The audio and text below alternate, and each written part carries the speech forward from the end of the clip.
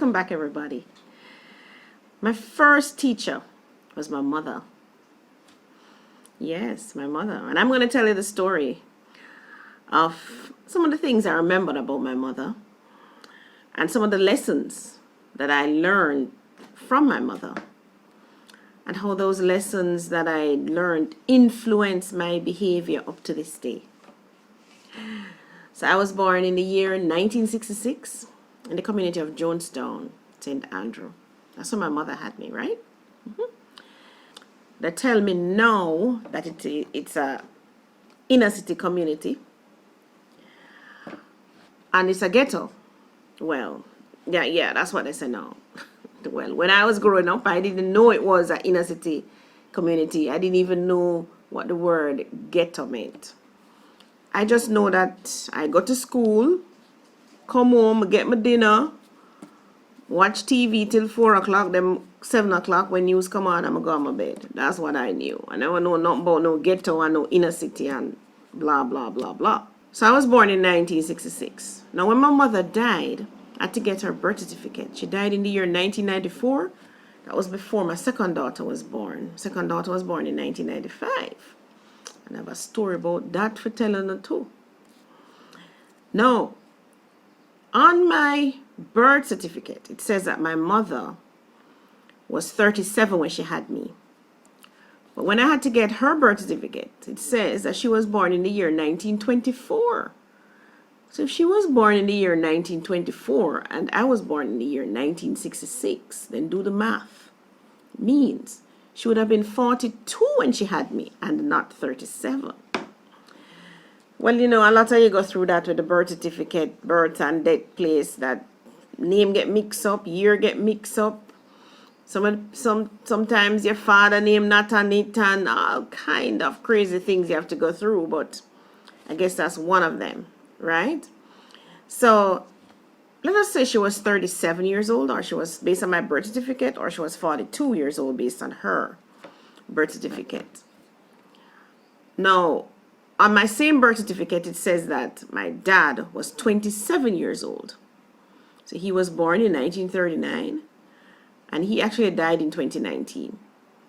Now, the earliest memory I have of my mother is when I come home from basic school. So I could have been maybe about 3. And she would say, Claudia, come read for me. And I would jump up on the bed, man, and I would start a piece of reading them, man. I still even remember the book I used to read. Here comes Fluff, here comes Nip. Or here comes, yes. And it's the same book I used to teach my children to read. I would read, because I love reading. She encouraged reading. Encouraged reading to the max. I mean, I was reading every day, reading aloud. I remember graduating to read The Star, Love Lorne, Dear Pastor, Horoscope, you name it. Claudia was reading it for my mother. I used to say to her, Mama, what is this word? What is this?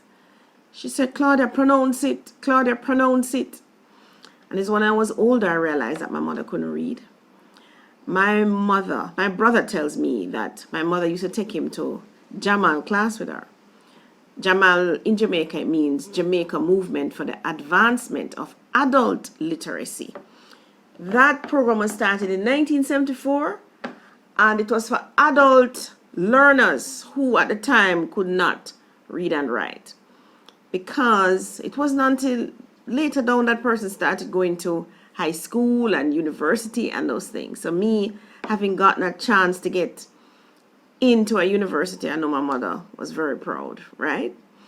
Now, you're talking about those meetings. So my mother took my brother to those meetings.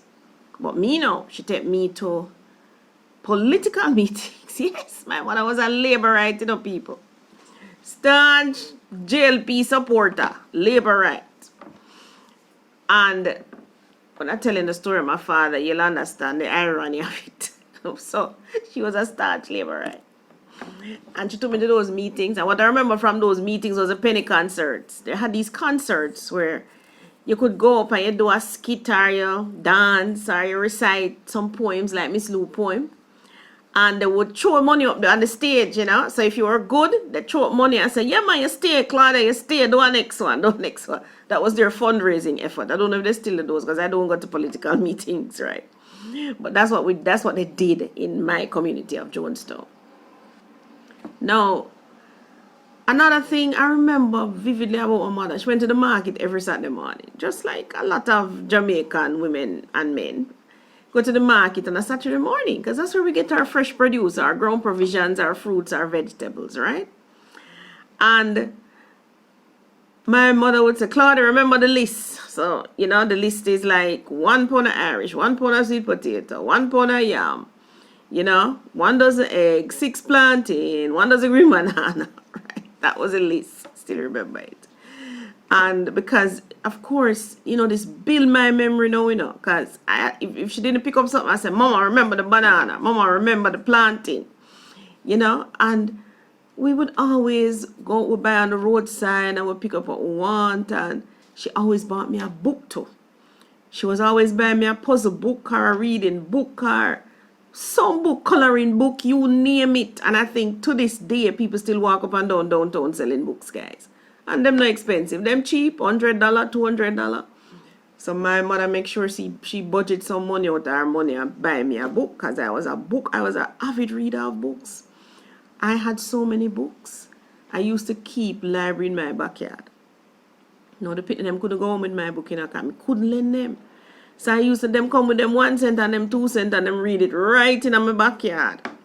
And then them go home. But them couldn't carry out my book because I can't lend out my book them. Right? So, books, I remember, books upon books. To this day, I still have lots of books. All right? So, that's 4 things I tell you so far. That was my mother influenced. My reading was one of them. The political meetings helped me to go up on stage. I wasn't shy, I go up on stage, I dance, and I could do all of that. She helped me with my memory, the market, and all of that. And she bought me lots of books. All right, so I see you in the next video.